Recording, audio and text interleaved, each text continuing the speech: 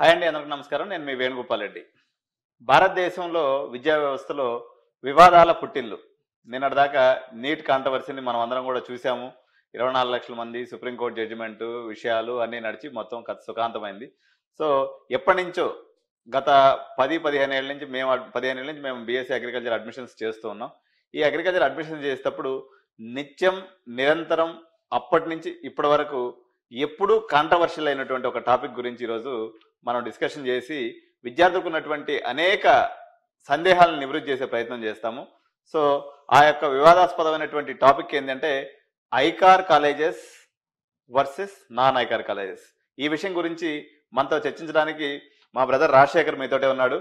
So మనం రాజశేఖర్ని అడిగి, రాజశేఖర్ దాదాపు ఒక 20 సంవత్సరాల నుంచి ఈ అగ్రికల్చర్ సబ్జెక్ట్ మీద ఎక్స్టెన్సివ్ రీసెర్చ్ చేయడమే కాకుండా తనకి భారతదేశ వ్యాప్తంగా ఉన్నటువంటి అనేక అగ్రికల్చర్ కాలేజెస్ మీద ఒక సంపూర్ణమైనటువంటి అవగాహన పట్టు ఉన్నటువంటి వ్యక్తి. సో కాబట్టి తను అడిగి మొత్తం ICAR versus non ICAR controversy ఏందనేది మనం ఒకసారి చూద్దాము. So hi Rajasekhar. Hi. So రాజశేఖర్ని మొట్టమొదటిగా నేను అడిగేది ఏంటంటే, భారతదేశంలో ప్రతి బోర్డు మనం తీసుకున్నట్లయితే ఇప్పుడు ఎంబీబీఎస్కి సంబంధించి మనకి నేషనల్ కౌన్సిల్, నేషనల్ ఎన్ఎంసీ అని ఒక విభాగం ఉంటుంది.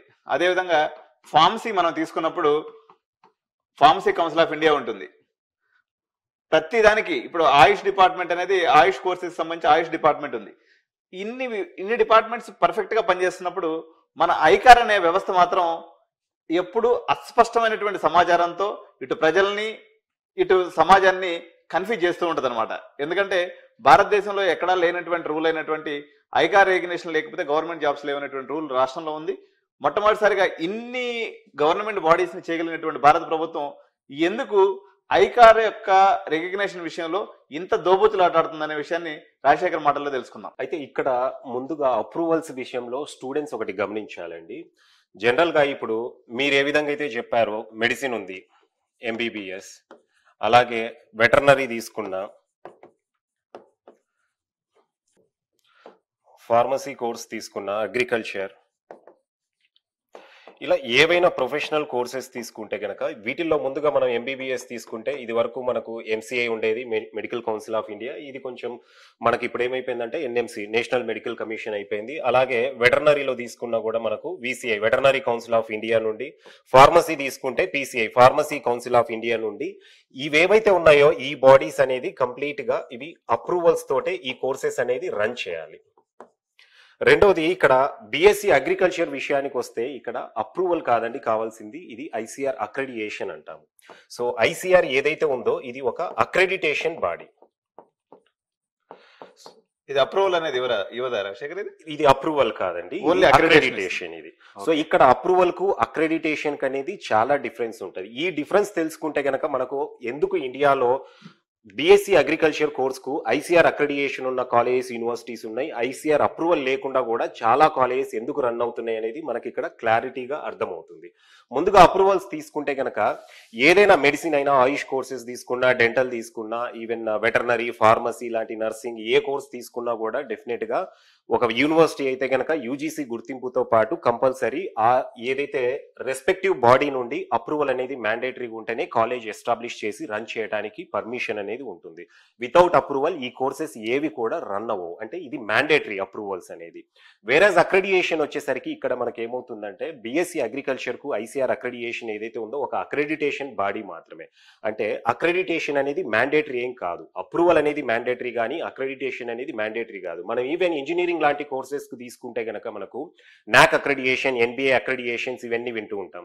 నాక్, ఎన్బిఏ అక్రెడిటేషన్స్ లేకుండా కూడా బీటెక్ లాంటి ప్రోగ్రామ్స్ అనేది రన్ చేయడానికి ఛాన్స్ అయితే ఉంటుంది.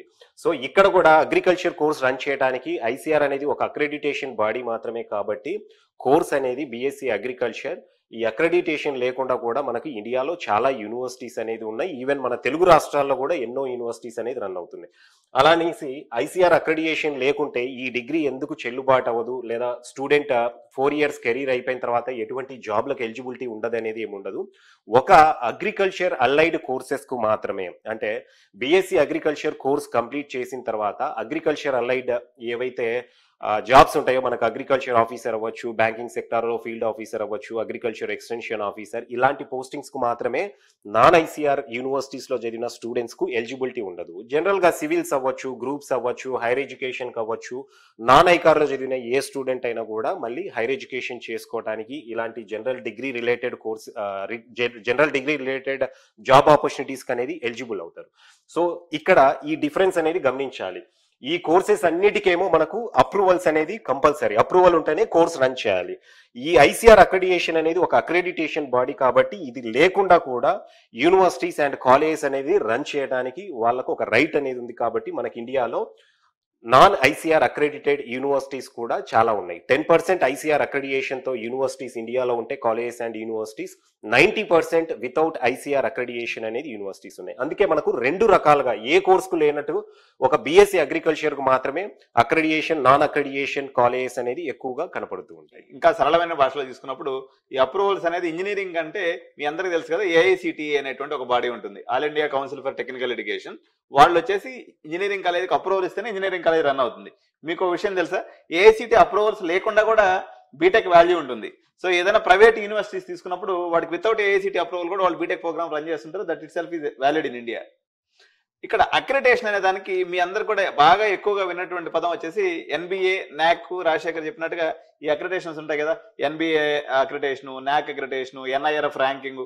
అట్లా ఈ అక్రిడిటేషన్ అనేది కూడా మనకి ఇంజనీరింగ్ భాషలో చెప్పాను, అది మన మెడికల్ భాషలో చేసుకున్నప్పుడు ఈ అప్రూవేషన్స్ అనేవి ఈ రకంగా ఉంటాయి. ఇంకోటి కూడా ఇక్కడ అప్రూవల్స్, అక్రెడిటేషన్ కు అప్రూవల్స్ వచ్చేసి కొన్ని కాలేజెస్ కు, యూనివర్సిటీస్ కు 1 year కో లేదంటే 5 years అవ్వచ్చు, లేదంటే పర్మనెంట్ అప్రూవల్స్ కూడా ఉంటాయి. అంటే వన్స్ ఒకసారి అప్రూవల్ వచ్చిన తర్వాత పర్మనెంట్ అప్రూవల్ తో కాలేజెస్ రన్ అయ్యి కూడా మనం చాలా చూస్తూనే ఉంటాం. ఎంత పర్మనెంట్ అక్రెడిటేషన్ అయినా, పర్మనెంట్ అప్రూవల్ అయినా కూడా వాటికి ఎవ్రీ ఇయర్ ఏదో నామకే వాస్తు ఇన్స్పెక్షన్లు ఉంటాయి, బట్ పర్మిషన్ పోతదనే భయం అనేది ఉండదు. బట్ అక్రెడిటేషన్ వచ్చేసరికి ఇది టెంపరీ ఉంటుంది. అది ఏదైనా, నాక్ అయినా, ఎన్బిఏ అయినా, మనము లేదంటే ఐసీఆర్ అయినా కూడా 1 year కో 5 years కో. మనం ఇక్కడ అగ్రికల్చర్ గురించి మాట్లాడుతున్నాం కాబట్టి ఐకార్ తీసుకుంటే 5 years కు మాత్రమే అక్రెడిటేషన్ అనేది ఉంటుంది. ఎవ్రీ 5 years అనేది కంపల్సరీ అక్రెడిటేషన్ రెన్యువల్ చేయాలి. అంటే ఇక్కడ అప్రూవల్ అనేది ప్రియర్ మనకు వచ్చేసరికి ఒక కాలేజ్ కు పర్మిషన్ ఇచ్చేటప్పుడు ఆ కాలేజ్ ఎలాంటి ఇన్ఫ్రాస్ట్రక్చర్ ఎస్టాబ్లిష్ చేసుకోవాలి, బిల్డింగ్ ఎంత ఉండాలి, ఫ్యాకల్టీ ఏ విధంగా మెయింటైన్ చేయాలి, ఇలాంటివన్నీ కూడా జాగ్రత్తలు తీసుకొని ముందు పర్మిషన్ ఇస్తే దాని తర్వాత ఇన్స్టిట్యూషన్ లో ఉన్న క్వాలిటీ ఏ విధంగా ఉంది అంటే యూనివర్సిటీలో వాళ్ళు ఫాలో అయ్యే కరికులం అవ్వచ్చు, అక్కడ స్టూడెంట్ ఫ్యాకల్టీ రేషియో అవ్వచ్చు, ఫ్యాకల్టీ ఎలాంటి క్వాలిఫైడ్ ఫ్యాకల్టీ ఉన్నారు, ఇన్ఫ్రాస్ట్రక్చర్, ల్యాబొరేటరీస్ ఏ విధంగా ఉన్నాయి, అగ్రికల్చర్ కు ఫీల్డ్ అనేది చాలా ఇంపార్టెంట్, దాంట్లో సాయిల్ టైప్స్ అవ్వచ్చు, ఇలాంటి పారామీటర్స్ అన్ని కూడా ఇన్స్పెక్ట్ చేసి అక్రెడిటేషన్ అనేది ఇవ్వడం జరుగుతుంది. ఈ అక్రెడిటేషన్ లో కూడా చాలా చేంజెస్ అనేది ఉంటాయి. ఇప్పుడు ఫస్ట్ స్టార్టింగ్ ఎప్పుడైతే అక్రెడిటేషన్ వచ్చిందో, ఈ అక్రెడిటేషన్ 5 years తర్వాత కూడా సేమ్ మళ్ళీ నామ్స్ అనేది ఉంటుంది అనేది గ్యారెంటీ లేదు. అప్పుడున్న టెక్నాలజీ బట్టి, అప్పుడు ఈ అగ్రికల్చర్ సెక్టార్ లో ఎలాంటి అడ్వాన్స్డ్ టెక్నాలజీ ఉందో ఆ టెక్నాలజీకి తగ్గట్టుగా ల్యాబొరేటరీస్ ఇవన్నీ ఉన్నప్పుడు మాత్రమే మళ్ళీ అక్రెడిటేషన్ రెన్యువల్ అయ్యే ఛాన్సెస్ ఉంటాయి. మనం ఈ మధ్య కాలంలో చాలా యూనివర్సిటీస్ కు ఫస్ట్ లో ఐసీఆర్ అక్రెడిటేషన్ ఉండి అక్రెడిటేషన్ ఎండ్ అయిన తర్వాత మళ్ళీ అక్రెడిటేషన్ రెన్యువల్ రాని యూనివర్సిటీస్ కూడా చాలానే చూస్తూనే ఉన్నాం. సో అక్రెడిటేషన్ అనేది ఎక్కడ పర్మనెంట్ కాదు. వన్స్ ఒకసారి అక్రెడిటేషన్ వచ్చిందంటే అది 5 years మాత్రమే ఉంటుంది. ఎవ్రీ 5 years కు మళ్ళీ యూనివర్సిటీస్ అనేది రెన్యువల్ చేసుకోవాల్సి ఉంటుంది.